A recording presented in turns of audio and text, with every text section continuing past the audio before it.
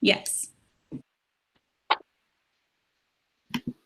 Okay, so in addition to our incredible teaching staff who you just met, we do have a number of other professionals who will be working with your children during their time here at Fifth Avenue School. We have our nurse, Mrs. Wolford, our incredible secretaries, Mrs. Scala and Mrs. Barnes, our security guard, Mr. Chapman, our school psychologist, Mrs. Frimmer, our social worker, Ms. Salters, our E&L teachers, Mrs. Freitas and Ms. Mercado, our occupational therapist, Mrs. Yule, our speech and language teacher, Mrs. Barmeo, and our incredible custodial staff, Mr. Bobby and Mr. Kevin. At this time, I'm going to introduce you to Mrs. Cheney, who's going to talk to you a little bit about a sample day in kindergarten at Fifth Avenue School. Hi, my name is Mrs. Cheney, and I'm going to take you through the life of a kindergartner at Fifth Avenue School. So on the screen, you see a sample day. Of course, the times and schedule will vary from class to class. Around 8:45 is when the children start to fill the hallways of Fifth Avenue with laughter and excitement as they enter their kindergarten classrooms, which are all located on the first floor. Once they arrive, they have a lot of responsibilities, such as emptying out their backpack, handing in their homework folder, ordering lunch on the lunch board, and then taking their assignment for the morning to work on quietly at their tables while we wait for everybody to arrive to the classroom.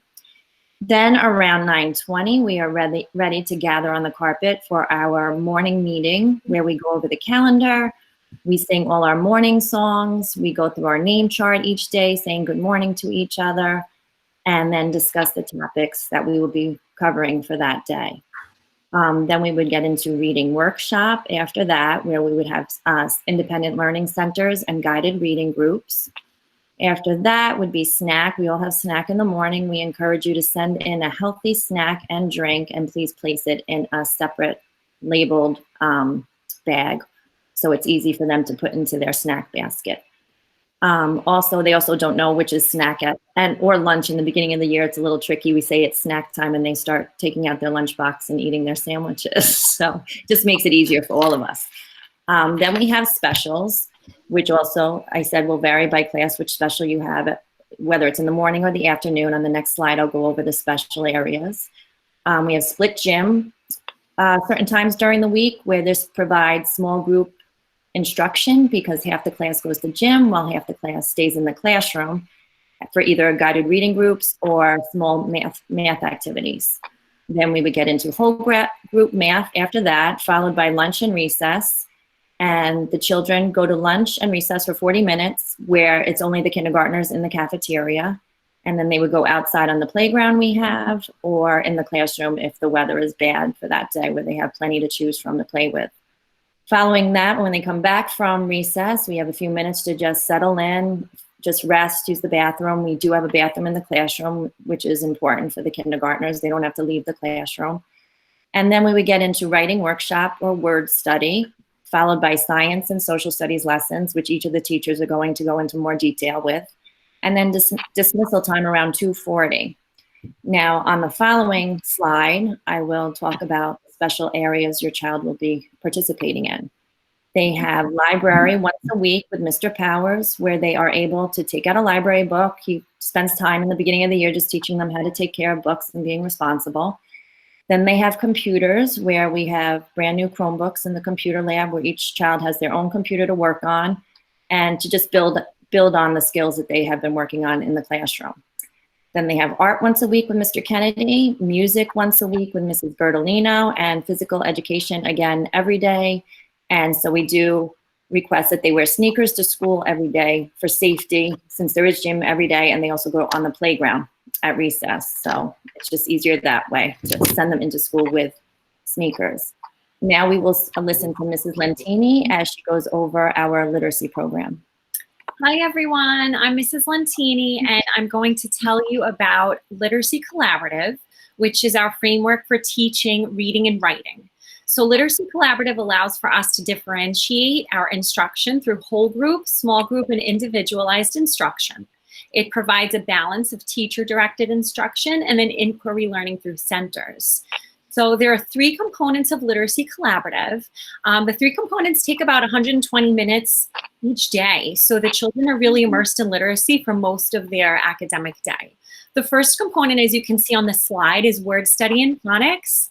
That includes our alphabet linking chart that we chant every morning together, our letter of the week. As a grade level, we study a letter of the week. We brainstorm words that start with that letter. We review the sounds that it makes. And we also have sight words, or star words, we like to call them, of the week. So that's our word study and phonics. The second component of Literacy Collaborative is our reading workshop. So that includes our daily read alouds, our shared reading, our guided reading, and independent learning centers that I'll explain a little bit more in the next few slides. And our third component is our writing workshop. That includes interactive writing, shared writing, and independent writing.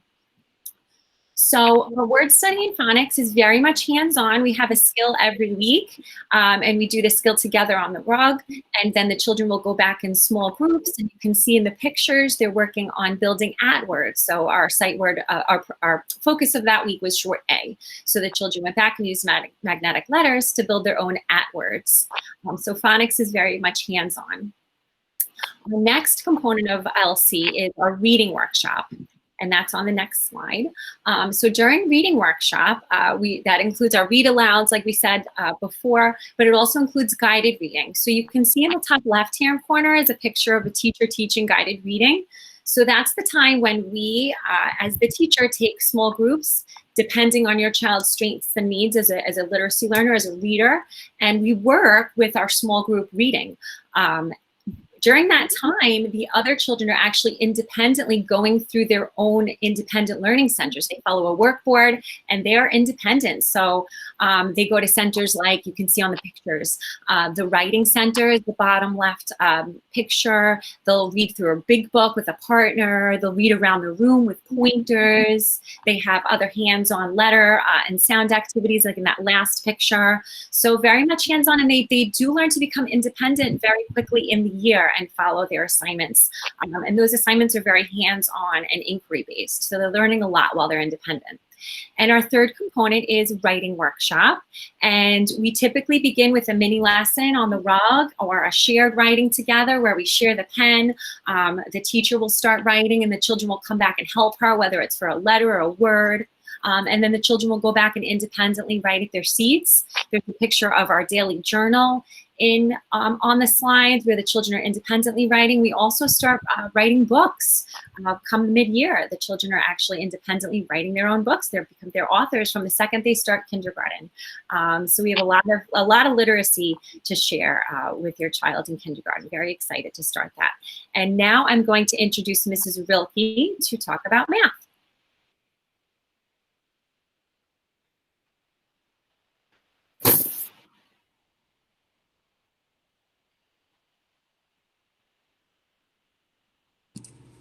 Mrs. Rilke, you're muted.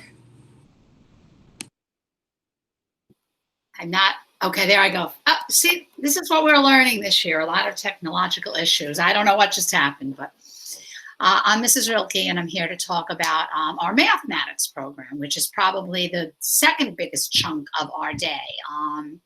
We use a program that's called Math in Focus. It is a Singapore math program. And it's a program that really recognizes the fact that children need to play and manipulate things to build on their knowledge of mathematics. And it really works well with that. You can see some of the kids working there. But the next, we also have a program called iReady, which is our computer program that we use for mathematics. And I know that Mrs. Cheney mentioned that the children go down to the computer lab a couple days a week, and they'll be working with this, and that goes along with our Math in Focus program. The next slide talks a little bit more about how Math in Focus is aligned with our Common Core. And we really work with fewer topics and delve in deeper. So children get a really good base before they move forward in the first and second grade. So we work with the concrete and the visual, where the children are working with manipulatives. They might be using buttons or cubes and things just to discover numbers. A pictorial representation where they're drawing and we're showing them pictures. And then finally abstract, which is actually just the numbers or the actual numerals. The math program has a big book that we use with the children that they can follow along. We use our smart boards in this as well. The children have their own student books, and we apply what we learn in the student books after doing a lot of exploration and work with the manipulatives. The next slide shows some pictures of our former students working in the different areas. So the top 3 pictures show the students working in concrete ways. So they're working with manipulatives, they're working, representing numbers. And we do a lot of this in centers, even at times while the kids were being guided reading, they may be doing some math as well. And that's where we hit them with the concrete. We start full group, working with them, and then they work on their own. The pictorial are the bottom 2 pictures where you see an example of kids showing 3 + 2 with squares and circles. And the second one is actually where the children are showing different ways to make a 5 with the blue and yellow squares. The last thing would be the abstract, where you just see numbers. And for kids, that's tricky. So that's why we do everything before. 2 + 2 = 4. As adults, we can kind of see that, but kids need to visualize that. In the next slide, talk about some things that we really use a lot in our math program at Fifth Avenue. So we do use our fingers, and we use our fingers in different ways to show combinations to make up 5, combinations to make up 10. And we're using our fingers also as we learn beginning addition and subtraction. The other thing that we use is something called a 10 frame, which almost looks like a bingo board with 10 empty slots, and then we fill it. You can see to represent different numbers. And what that does is it gives children a better way for number sense and how they can visualize the numbers more easily. So like the bottom one, you can clearly see 2 dots. The other 10 frame has 7. So we use that a lot. And I feel that the children are learning in a lot of ways by games and fun, but they're really learning math and getting a better sense. I'm going to turn over the next slide to Mrs. Barker, who's going to talk about science. Hi, I'm Mrs. Barker, and I'm here today to talk to you a little bit about science. Science is a subject area where the children love to explore and investigate and problem solve and a lot of critical thinking. We do this in various ways. Experiments, hands-on activities, and also, like Mrs. Rilke mentioned, center time is a great opportunity for them to work in small groups and investigate at a science center. On the slide ahead of you, we have just a few of our science units I'll touch upon. The first one is our life cycle of an apple.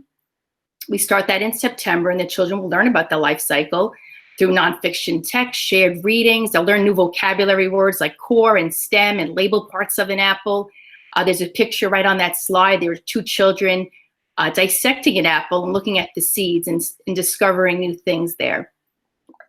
So the children are learning on many various levels on the life cycle of an apple. And we will continue that life cycle in October as well with the pumpkin. And the children will again be exposed to shared readings and poetry, nonfiction texts, and also label pumpkins and experiment with pumpkins, and even have a chance to go to the Fifth Avenue School pumpkin patch and get their very own pumpkin, which they really enjoy as a culminating activity. We continue on with our weather unit.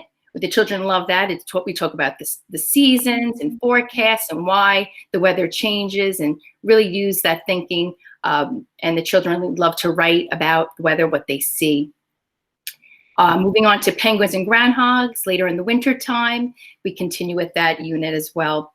Butterflies is always a special topic for the children. They just love getting the science kits. We purchase the butterfly kits for the children, live butterfly kits, and we start with the life cycle as well. And the children get to observe and watch the transformation right in front of the butterfly garden. They put their recordings in an observation journal, and they just enjoy that time of the year. It's always a fun time. We continue on with our plant unit. They learn about living things, parts of a plant, what makes a plant grow, and they get to even experiment with different types of seeds and different types of environments and what makes a seed grow and what do you need in order for that to happen. At the end of the year, we close off with the Under the Sea unit, where the children learn about sea life. And there were so many other units that we discuss and touch upon. And also, what's really important, we have our STEAM, which stands for our science, technology, engineering, arts, and math. And it's really important for the children. It's the way of the future.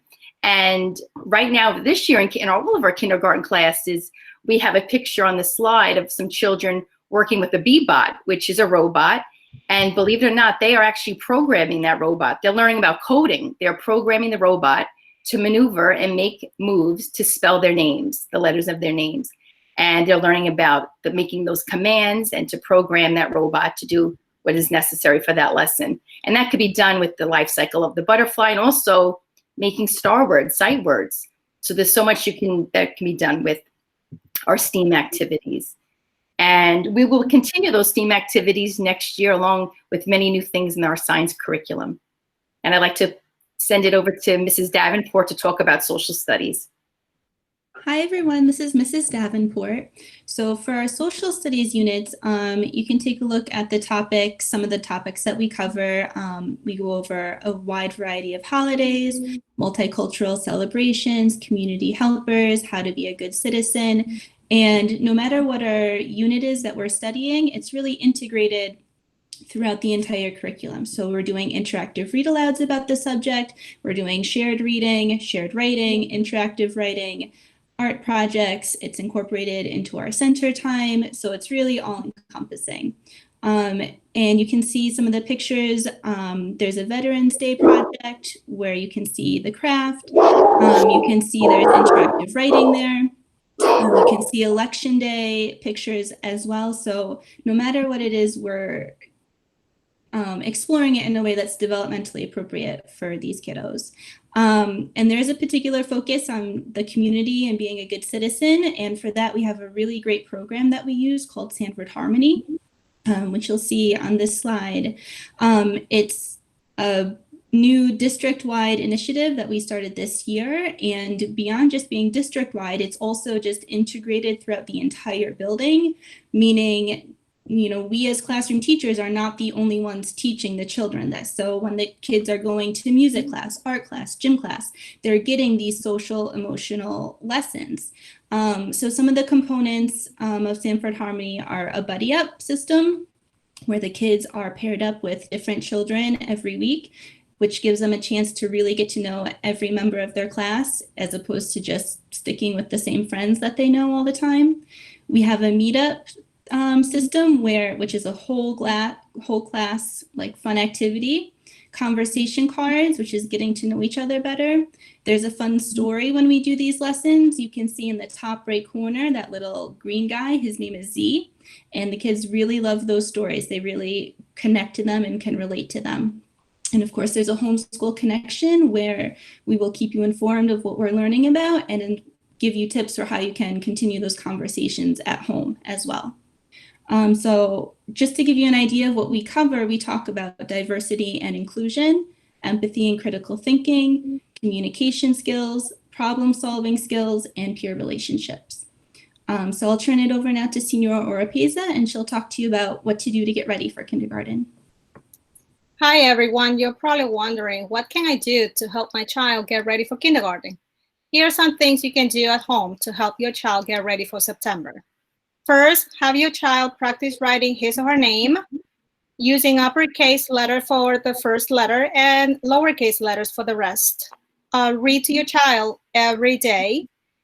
Encourage your child to write up just about anything. This could be writing the letters, writing mom and dad, maybe some sight words such as I, am, like. Also, you can practice cutting and gluing, practice coloring in the lines, visit the library, and visit the district website. Here you will find tons of different activities you can practice with your child this summer. In the next slide, you will find the alphabet linking chart. This chart is what we use daily in our morning meetings and to learn about just all the letters and the sounds. The picture you see will actually help your child remember and recognize the letter and the sounds. You can use this chart with your child at home to reinforce learning about letters and sounds. And using magnetic letters will help this activity make it more fun. Now, I would like to hand it over to Ms. Mott. She will talk to you about more things you can do at home to help your child get ready for September. Hi friends, I'm Mrs. Mott. I'm so excited to see all of you in September. So here are some things that you can do over the summer to get ready to come to kindergarten. First, you could practice tying your shoelaces. These movements of the small motor skills will help with everything else like cutting and coloring and holding a pencil, which will come in really handy. So tying shoelaces is important. Zippering coats and pants. How to use the bathroom, which includes keeping the door closed and not leaving it open, which I find happens a lot. So that's an important thing. How to properly cover a cough and a sneeze, which is spoken about so many times over this time. How to wash your hands correctly. I think we're all pretty good at that, but just reinforcing to sing the alphabet or sing happy birthday while we're washing our hands and making sure that we're getting all those parts, especially the thumbs. How to respect personal space. You know, that's your backpack and that's Tommy's backpack, and we shouldn't be going in each other's backpack or, you know, too close or taking things off of somebody's desk. Also, how to solve problems without tears, how to use our words, which is really an important skill because we're here at Fifth Avenue ready every single day to help your children. But if they don't use their words and tell us what's wrong, it makes it a difficult chore to help them. So, you know, teaching them how to use the right words and what's bothering them to help our job be a little easier. So I hope that helped, and can't wait to see all you guys. I'm going to pass it over to Mrs. Cope now to close that up. Actually, we're going to send it over to Mrs. Tejada, who's going to tell us a little bit about Google Classroom and our distance learning plan. Hello, everyone. Well, we are so excited to see you in September. We can't wait to have you in our building. We are also prepared for distance learning if we shall need to use it. So if we have to use distance learning, each kindergarten teacher will set up a Google Classroom, and your child would get his or her individual email address, which is what they will use to access the Google Classroom. Let's take a look to see what the inside of a Google Classroom looks like.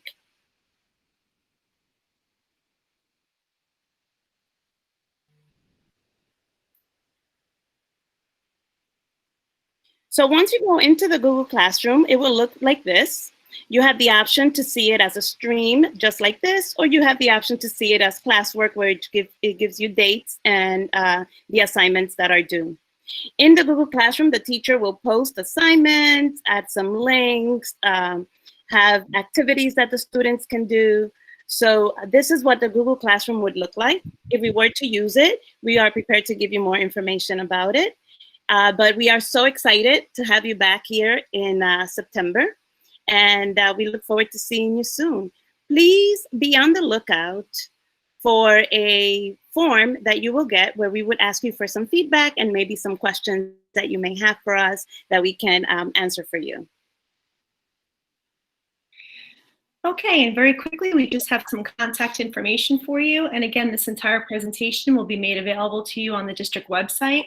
If you have any questions about anything you heard in the presentation, you can email me, Mrs. Tejada, or any of the staff members. And we would love for you to start following us on Facebook and Twitter so that you can get updates every single day about what's happening at Fifth Avenue School.